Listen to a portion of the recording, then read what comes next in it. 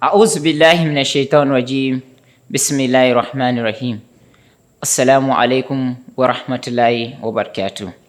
Welcome to another segment of our Ramadan series. In this series, we are looking at the teachings of the Prophet Muhammad sallallahu alaihi wasallam, or the traditions of the Prophet Muhammad sallallahu alaihi wasallam with regards to the month of Ramadan or fasting. We want to learn from the hadith of the Prophet Muhammad sallallahu alaihi wasallam so that it will help us through our fasting in this month of Ramadan, inshallah. I am Yunus Hassan. I am a student of Al-Quran. I am a public school teacher. I teach computer studies, and I also run my private computer school where I manage as the executive director. Before we continue with today's discussion, would like to look at the previous question that we asked in our last segment. The question was, what was the name of Prophet Muhammad's father? That was the question we asked.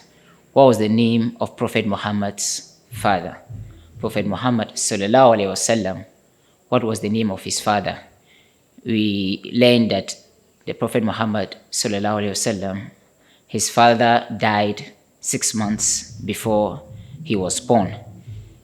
And the answer is Abdullah ibn Abdul Muttalib.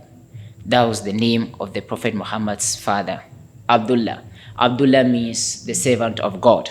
We also learned that his mother was Amina bint Wahab. Abdullah, who was the father of the Prophet Muhammad sallallahu alaihi wasallam, got married to Amina bint Wahab, and they gave birth to the Prophet Muhammad sallallahu alaihi wasallam. According to the narrations, we learned that the Prophet Muhammad sallallahu alaihi wasallam was his only child.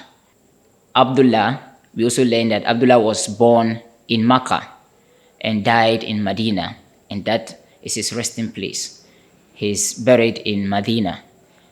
Just like the Prophet Muhammad sallallahu alaihi wasallam, the Prophet Muhammad sallallahu alaihi wasallam was born in Makkah and died in Medina, and he's resting in Medina. He was buried in Medina. And we also learned that Abdullah's mother was Fatima bint Amr. And then the Prophet Muhammad ﷺ also had a daughter called Fatima. Well, we are not sure. We can't confirm that he gave the name Fatima to his daughter because of his grandmother's name.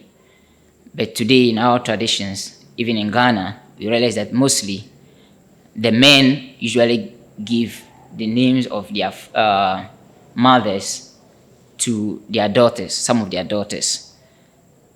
Or even if the name is from their grandparents or grandmother or grandfather, sometimes they give it to their children. Well, that's just a brief history with regards to the Prophet Muhammad's parents, and that he was born after the death of his father, Abdullah ibn Abdul Muttalib. We'd like to look at today's hadith, and for today's hadith, we are going to read from Sahih Bukhari, Book of Fasting, Hadith number 54. It is narrated by Anas bin Malik.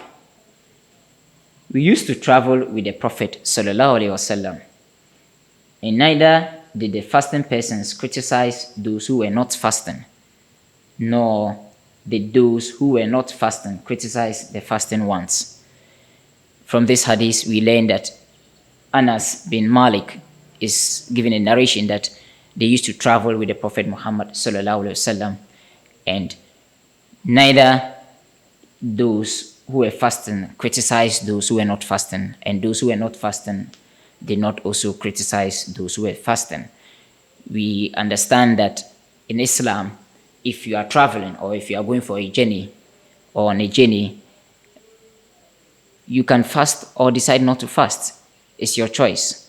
But it is recommended that you stay away from fasting because the journey might require that you take some fluid, take some water or take some food on the journey. But again, it's your choice. You can decide to fast or not. And again, this is another message to all of us that when someone is not fasting for some peculiar reason, let's not criticize them or mock them. We never know what someone is going through. Maybe somebody is sick or has a health issue and they are with us and they are not fasting, it doesn't mean we should mock them or criticize them for not fasting. And again, for women, sometimes they may be in their menses and they will not be fasting. Of course, they are not going to tell you that they are not fasting because they are in their menses. So we should not be quick to criticize people or judge people simply because we realize that they are not fasting in the month of Ramadan. There are so many instances where it is permitted not to fast because you have one or two issues, whether you are sick, you have your menses, or you are going on a journey, and just some other things that are permissible, that if you are found in that situation, it is allowed not to fast. But one thing again we would like to bring across is that after the month of Ramadan, you have to fast to compensate for the days in Ramadan that you did not fast, because the month of Ramadan, or the fasting that we observe in the month of Ramadan, is compulsory. That is part of the pillar of Islam. This is the compulsory fasting. We know that all year round, we do have the nawafil fasting or the optional fasting.